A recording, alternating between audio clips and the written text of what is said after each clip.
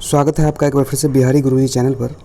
इस वीडियो में हम डिस्कस करेंगे 94,000 टीचर्स का यानी कि क्लास 1 से 8 के लिए प्रारंभिक शिक्षक का जो काउंसलिंग होने जा रहा है आपका, उसमें डॉक्यूमेंट्स को लेकर के काफ़ी ज़्यादा कन्फ्यूज़न है। क्या क्या डॉक्यूमेंट्स लगेंगे, कब का लगेगा, ठीक है, पुराना होना चाहिए या नया होना चाहिए।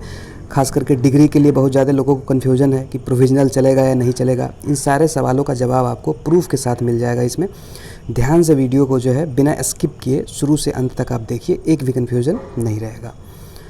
सबसे पहले जो है एकेडमिक और ट्रेनिंग का जो सर्टिफिकेट है आपका, ठीक है, क्या क्या इसमें आपको चाहिए। शैक्षणिक और प्रशैक्षणिक जो है आपका जो लगेगा सर्टिफिकेट, सबसे पहले उसमें मैट्रिक का जो है ओरिजिनल मार्कशीट और सर्टिफिकेट होना चाहिए। इंटर का ओरिजिनल मार्कशीट और सर्टिफिकेट होना चाहिए, ठीक है।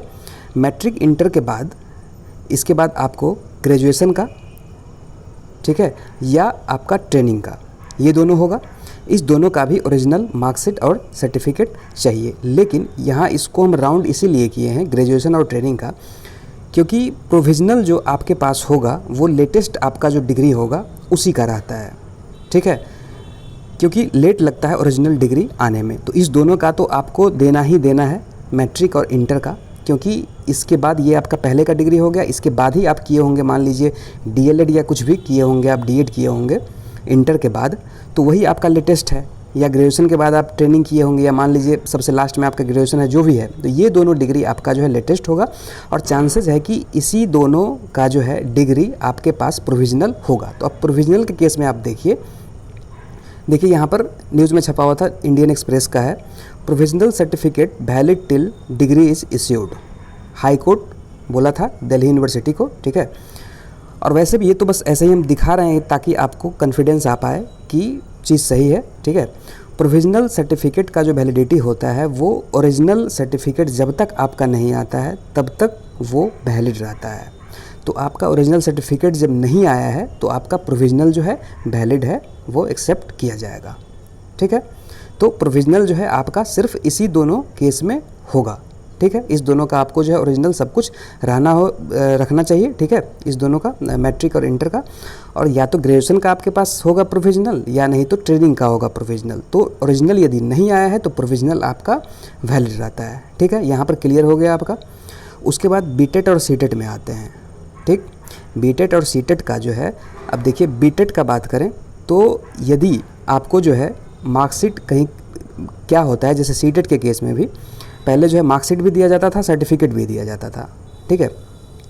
बीटेट के केस में यदि आपको जो भी इशू किया गया है, मान लीजिए सिर्फ मार्कशीट दिया गया है, उसी पे दोनों चीज़ है, मार्कशीट सर्टिफिकेट साथ ही, तो या वो दिखाइए आप, जो यानी कि जो आपको दिया गया है जैसा वो चीज़ आपको दिखाना है। जो भी दिया गया, ज़रूरी नहीं कि अब लिखा गया है उसमें कि मार्कशीट और सर्टिफिकेट, तो दोनों ही जो आपको दिया गया है आप वही दिखाएंगे ना, कहाँ से लाएंगे। सर्टिफिकेट सिर्फ आपको मान लीजिए दिया गया है, उसी पर मार्क्स चढ़ा के, तो अलग से आप मार्कशीट कहाँ से लाएंगे, ठीक, ये क्लियर हो गया।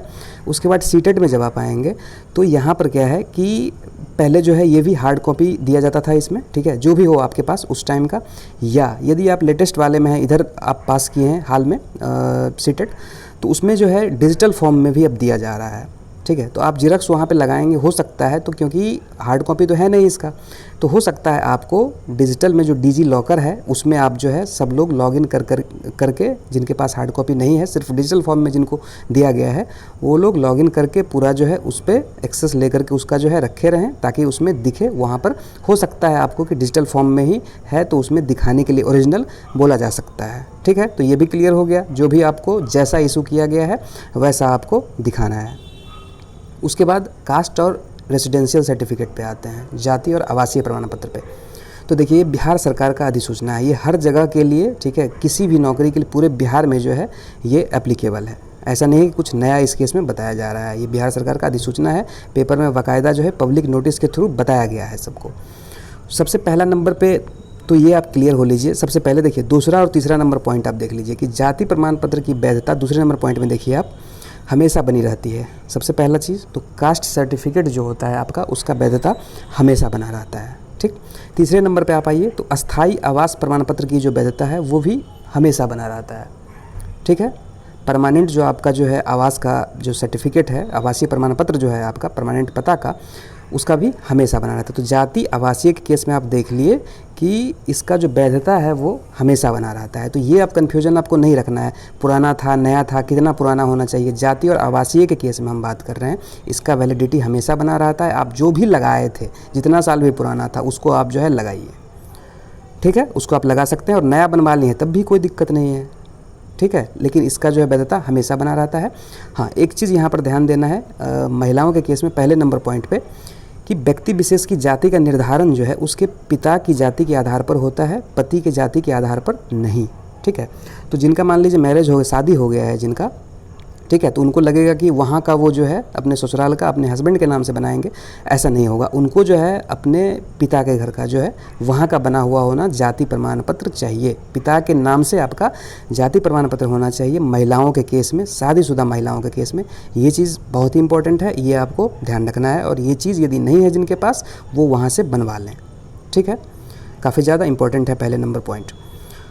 उसके बाद जो है हाल ही में जो है इसमें कुछ चेंजेस किया गया। बनाना कहाँ से आप लोगों को लग रहा होगा कि सीओ वाला वैलिड होगा या एसडीओ वाला या जो भी है, आप लोग जो अंचल से अपने बनाए होंगे, अब जो है सीओ की जगह जो है राजस्व अधिकारी भी बनाएंगे। ऐसा भी हाल में आया था नोटिफिकेशन जो है, ठीक है, राजस्व अधिकारी को भी जो है वो कर दिया गया है बनाने के लिए। तो ब्लॉक अंचल लेवल से जो है जो भी बना हुआ है आपका वो वैलिड होगा। अंचल लेवल से जो है काफ़ी होता है, आप जो है वो लगा सकते हैं। वही आप लोग लगाए भी होंगे अंचल लेवल का जो है।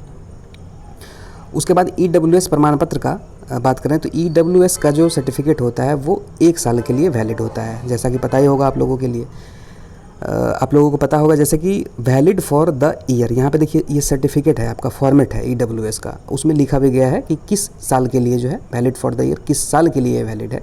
तो ये जो है 1 साल के लिए वैलिड होता है। तो अब आप कहेंगे कि कब से 1 साल, वेरिफिकेशन के टाइम से 1 साल की क्या, तो इसमें क्या है कि जब आप अब 2 साल पहले आप एप्लीकेशन फॉर्म भरे तो उस टाइम तो आप लगाए तो होंगे, तभी तो आप ईडब्ल्यूएस के रिजर्वेशन के लिए क्लेम किए हैं आप। ऐसा थोड़ी है कि आप उसमें जो है बस लिख करके छोड़ दिए, तो उस टाइम तो आप लगाए होंगे। तो जनरली होता क्या है कि जिस टाइम आप फॉर्म भरे थे, फॉर्म में जो लगाए थे, उस टाइम आप फॉर्म भरते टाइम जो है आप एलिजिबल होना चाहिए, आपके पास जो है 1 साल पुराना जो है ईडब्ल्यूएस सर्टिफिकेट होना चाहिए। जनरली ये होते आ रहा है, ऐसे ही होता है एग्जामिनेशन सब में कि जिस टाइम आप फॉर्म भरते हैं, लास्ट डेट जो होता है उसका, उस टाइम जो है आप फॉर्म भरते समय जो है आप किस कैटेगरी में हैं, किस चीज़ के लिए आप एलिजिबल हैं, उसी चीज़ को आप क्लेम कर सकते हैं, ठीक है। तो उस टाइम आप भरे होंगे, उस टाइम फॉर्म भरते समय भी जो है अप्लाई करते टाइम भी 1 साल पुराना यदि होगा आपके पास जो है या 6 महीना पुराना, तो वो भी जो है आपका चल सकता है। बाकी देखिए जो है ऑफिशियल ऐसा कुछ यदि आता है नोटिफिकेशन विभाग की तरफ से जो भी, तो उस हिसाब से आप जो है काम करिएगा। लेकिन जो जनरली होता है वो हम बताए हैं, ठीक है। जो आप लगाए होंगे एप्लीकेशन फॉर्म भरते टाइम जो है, जनरली बाकी सारे एग्जामिनेशन सब में होता है कि उस टाइम जो है आप एलिजिबल होते हैं जिस चीज़ के लिए, उसी चीज़ को आप जो है अवेल कर सकते हैं। मान लीजिए कोई कैटेगरी में है, उस टाइम जो है फॉर्म भरते टाइम ईबीसी में है, बाद में उसका बीसी हो गया, तो वो बीसी के लिए नहीं क्लेम कर सकता है, वो ईबीसी के लिए ही जो है क्लेम कर पाएगा, उसको ईबीसी का ही बेनिफिट मिलेगा, क्योंकि फॉर्म भरते समय वो ईबीसी के लिए एलिजिबल था, उसका कैटेगरी ईबीसी था, ठीक है। उसके बाद जो है अन्य जो कुछ सर्टिफिकेट वगैरह है उस पर एक नज़र डाल लीजिए। अन्य में जो है आपको आधार कार्ड आपको रखना है ओरिजिनल जो है, ठीक है, आधार कार्ड होना चाहिए एक जो है आईडी प्रूफ के तौर पर। उसके बाद पासपोर्ट साइज़ फ़ोटो का आपको ज़रूरत पड़ सकता है, फ़ोटो कुछ बनवा लेना है आपको। उसके बाद जो आवेदन का जो है प्राप्ति रसीद, आपको जो है रसीद जहाँ जहाँ आप अप्लाई किए होंगे वहाँ से जो है आपको एक प्राप्ति रसीद जो मिला हुआ होगा वो आपको रसीद भी रखना है, ठीक है। इसके अलावा मान लीजिए जैसे विकलांग लोगों के केस में विकलांगता सर्टिफिकेट हो गया, फ्रीडम फाइटर वालों के केस में हो गया, मतलब अन्य जिस हिसाब से अलग अलग स्पेशल केस में जो एप्लीकेबल है वो तो आप लोग जानते होंगे कि वो आपको लगाना है। और ये जो कॉमन चीज़ था वो आपको बता दिए कि आशा है कि आप लोगों को जो है पूरा डाउट जो है क्लियर हो गया होगा एक एक चीज़ का जो है सर्टिफिकेट से रिलेटेड, ठीक है। मिलते हैं फिर एक नए वीडियो में। वीडियो अच्छा लगा हो ध्यान से जो है चैनल को सब्सक्राइब कर लीजिएगा। चैनल पे यदि नए हैं आप लोग तो ध्यान से चैनल को सब्सक्राइब करिएगा और लाइक भी करिएगा और शेयर करिएगा अपने फ्रेंड्स के साथ, ताकि सभी तक जो है ये इन्फॉर्मेशन पहुंच पाए और सभी को फ़ायदा हो सके, कन्फ्यूज़न उनका दूर हो सके। Thank you for watching.